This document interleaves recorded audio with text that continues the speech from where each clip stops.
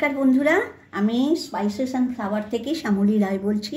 আজকে আপনাদেরকে আমি একটা ট্র্যাডিশনাল পিঠে বানিয়ে দেখাবো। যেহেতু পৌষ পার্বণ আর 2-4 দিন পরেই শুরু হয়ে যাবে, তো তার জন্য আমি আপনাদেরকে আজকে একটা ট্র্যাডিশনাল রেসিপি গোকুল পিঠে করে দেখাবো।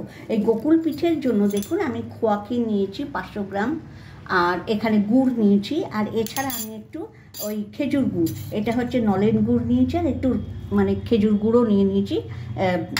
তারপরে এখানে কি নিয়েছি, একটু সুজি, আর এখানে হচ্ছে নারকেলের কুড়ো। তাহলে সবচেয়ে নারকেলটা কুড়িয়ে নিয়েছি, আর এখানে একটু এলাচ আছে, আর এখানে কিছুটা পেস্তা রয়েছে। এবার আমি আপনাদেরকে প্রসেসটা করে দেখাই। আর বন্ধুরা, আমার ভিডিওগুলো একটু প্লিজ আপনারা একটু লাইক, শেয়ার অ্যান্ড সাবস্ক্রাইব করুন। আমার ভিডিওগুলো আপনারা দেখছেন, একটু সাবস্ক্রাইব করছেন না বন্ধুরা। আপনারা তো সবাইকেই সাবস্ক্রাইব করেন এবং লাইক শেয়ার করেন, প্লিজ আমারটাও একটু করে দেখান। এবার রান্নাটা করে দেখাই। তাহলে সর্বপ্রথমে আমি পুরটা বানিয়ে নেব। খোয়ার দিয়ে পুরটা, খোয়া, নারকেল আর সুজি দিয়ে পুরটা বানাবো। কড়াইটা গরম হয়ে গেছে, বেশ উষ্ণ গরম হয়ে গেছে। এবারে আমি প্রথমে খোয়াটা দিয়ে দেবো। এবার পরিমাণ মতো গুড় দিয়ে দিচ্ছি, নলেন গুড় দিলাম, এটা খুব ভালো লাগবে। আর এখানে এই যে আমি 1 কাপের মতো, আমি এরকম বাটি নিয়েছি, কাঁচের বাটি, 1 কাপ মতো আমি নারকেলের কোড়া দিলাম। গুড়টার খোয়া ক্ষীরটা দেখুন গলে গেছে। এবারে আমি এতে খালি 2 চামচ, এরকম একটা চামচের টেবিল স্পুনের 2 টেবিল স্পুন খালি আমি সুজি দিলাম, দিয়ে এটাকে নাড়িয়ে চাড়িয়ে একদম একটা সুন্দর পুর, যেমন নারকেলের নাড়ুর পুরটা হয়, ওই রকম একটা শক্ত আমি পুর বানিয়ে নেব। আর বন্ধুরা, এই খোয়া ক্ষীরটা খুব সহজেই ঘরে বানিয়ে নেওয়া যায়। এটাকে ওই দুধ 2 লিটার দুধ কিনে এনে ওটাকে ঘন করে একদম শেষে নামাবার আগে আপনি একটু চাল গুঁড়ি দিয়ে দেবেন, দেখবেন ঘন হয়ে গেছে। আর তারপরে ঠান্ডা হয়ে গেলে খোয়া ক্ষীর তৈরি। আমি শিম আছে পুরটাকে করবো, বেশি বাড়াবো না, তাহলে কিন্তু তলাটা পুড়ে যাবে। শিম আছে, এটাকে আমি হতে দিচ্ছি, আর এর মধ্যে আমি একটু ব্যাটারটা বানিয়ে রেখে দিচ্ছি। দেখুন ব্যাটারটা কীভাবে বানাচ্ছি। ব্যাটারটা বানাবার জন্য এইরকম একটা কাপের আমি মাপ নিয়ে নিলাম। এই কাপের 2 কাপ আমি ময়দা দিচ্ছি, এবার 1/2 কাপ চাল গুঁড়ি দিচ্ছি, এবার 1/2 কাপ আমি সুজি দিচ্ছি। আর বন্ধুরা, যদি 1 কাপ নেন তাহলে 1/4 চাল গুঁড়ো দেবেন আর 1/4 সুজি দেবেন। আমি যেহেতু 2 কাপ নিয়েছি, তাই 1/2 কাপ দিলাম। পরিমাণটা মনে রাখবেন, তাহলে খুব সুন্দর হবে এই পিঠেটা। 1 চিমটি নুন দিচ্ছি, এই চামচের 1 চামচ আমি চিনি দিলাম, বেশি যেন মিষ্টিটা না হয়। চিনিটা কিন্তু বেশি দেওয়া যাবে না, চিনিটা বেশি দিলে না ওপরটাও প্রচণ্ড মিষ্টি মিষ্টি লাগবে। আমি ওই সামান্য 1 চামচই দিচ্ছি। এছাড়া এটা একটা শিরা বানাবো, আর এটাকে ভালো করে আমি মিলিয়ে নিচ্ছি। প্রথমে সবথেকে মোস্ট ইম্পর্টেন্ট ইনগ্রেডিয়েন্ট হচ্ছে 1 চামচ খাঁটি আমি গাওয়া ঘি দিয়ে দিলাম। এখন আমি খুব সুন্দর করে একদম ভালো করে মিশিয়ে নিয়েছি সুজি, ময়দা, চালগুঁড়ি, ঘি, নুন, চিনি। এবারে আমি ঈষৎ উষ্ণ, একটু গরম আছে দুধটা, এই দুধটা আমি অল্প অল্প করে দিয়ে এটাকে একটা ব্যাটার বানিয়ে নেব। ঘন ব্যাটার, একদমই অল্প অল্প করে দুধটা দিতে হবে, যাতে ব্যাটারটা খুব পাতলা না হয়ে যায়। দেখুন একদম একটা ঘন ব্যাটার আমি তৈরি করলাম। আরেকটু লাগবে, আমি দুধটা রেখে দিয়েছি, এবার আরেকটু এটাকে পাতলা করব। এখন এই অবস্থায় আমি এটাকে 10 মিনিট রেস্টে রেখে দেবো, দিয়ে তারপরে কতটা পাতলা করব, আর সামান্যই পাতলা করব, তো সেটা আপনাদেরকে দেখাচ্ছি। এবার এটাকে রেস্টে রেখে দিচ্ছি 10 মিনিটের জন্য। দেখুন এটা হয়ে গেছে। আমি এবারে একটু এলাচটা, ওই যে এলাচ প্রথমে দেখিয়েছিলাম, সেই এলাচের দানাগুলো খালি বার করে ভালো করে গুঁড়ো করে এতে দিয়ে দিলাম। আর দেখুন এই যে কড়াই থেকে যখন ছেড়ে আসবে, তার আপনার ইয়েটা পুরটা হয়ে গেছে। এই দেখুন কড়ার তলা থেকে ছেড়ে আসছে। দেখুন আমার হয়ে গেছে। আর একটু শক্ত করে 2টো টিপস বলে দিই। একটা হচ্ছে কি, এই পুরটা করার সময় শিম আঁচ রাখতে হবে, আঁচটা মোটেও বাড়ানো চলবে না। আর দ্বিতীয় হচ্ছে একদম যেন কড়াই থেকে উঠে আসে, এই অবস্থায় এটাকে নামাতে হবে। আর তবে শক্ত একটা সুন্দর আপনার পুর হবে। এবারে এটা একটাতে থালায় ঢেলে আমি এটাকে ঠান্ডা করতে দেবো। দেখুন এবারে আমি ব্যাটারটাকে ঠিক করছি। এই দেখুন মোটা, এত তো মোটা চলবে না, আর একটু আমাকে পাতলা করতে হবে। তাহলে কিভাবে কতটা করলাম এবার দেখাচ্ছি আপনাদের।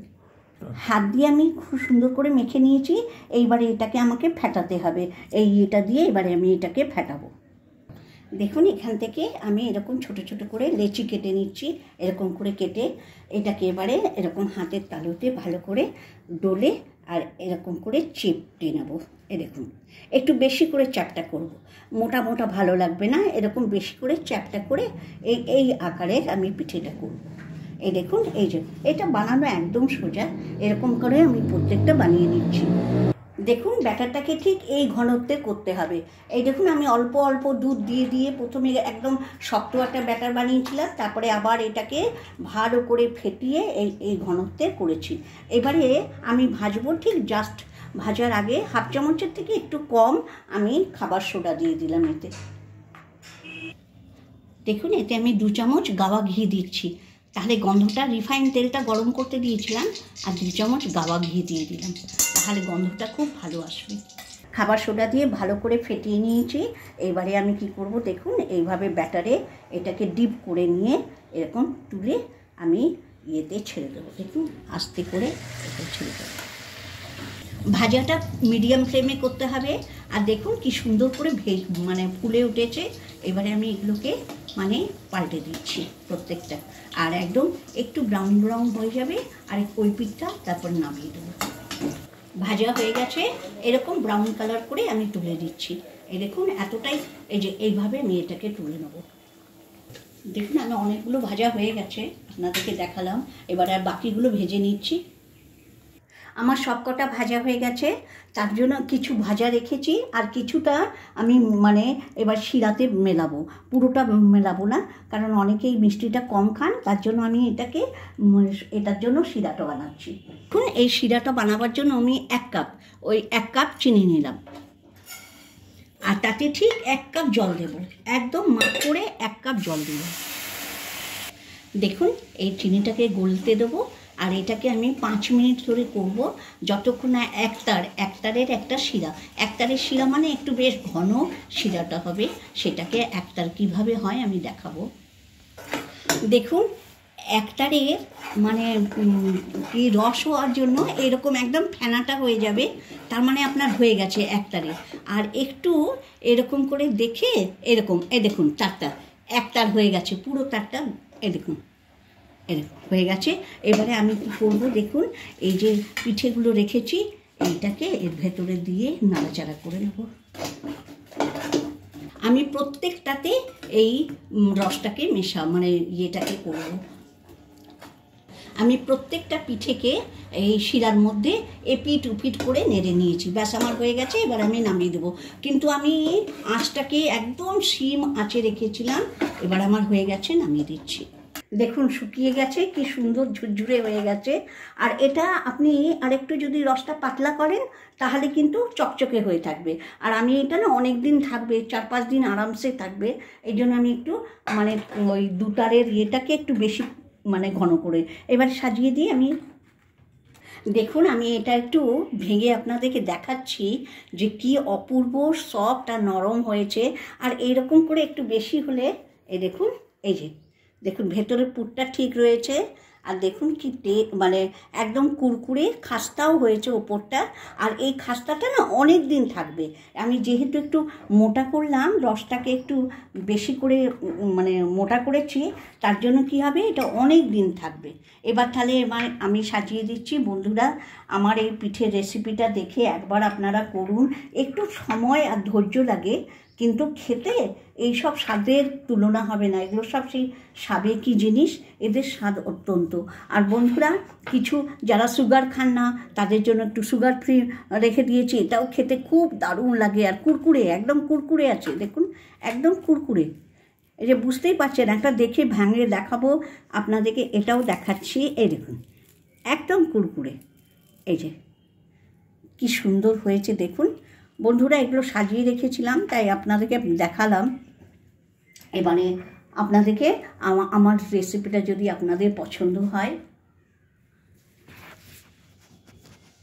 রেসিপিটা পছন্দ হলে অবশ্যই আমাকে একটু লাইক, শেয়ার অ্যান্ড সাবস্ক্রাইব করবেন।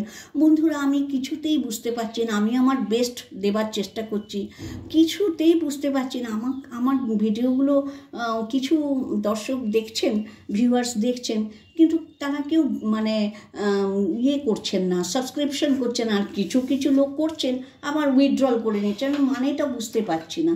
যাই হোক, হয়তো আমার রান্নাগুলো একেবারেই বাজে হচ্ছে, তবু আপনাদেরকে আমার অনুরোধ, যদি ভালো লাগে অবশ্যই আমার মানে রান্নাটা দেখে একটু লাইক, শেয়ার অ্যান্ড সাবস্ক্রাইব করবেন। আপনাদের সাপোর্ট আমার প্রচণ্ড দরকার। আপনারা খুব ভালো থাকবেন, আনন্দে থাকুন, সুখে থাকুন, আর সকলের সুস্থতার মঙ্গল কামনা করে আজকের মতো ভিডিওটা এখানেই শেষ করছি।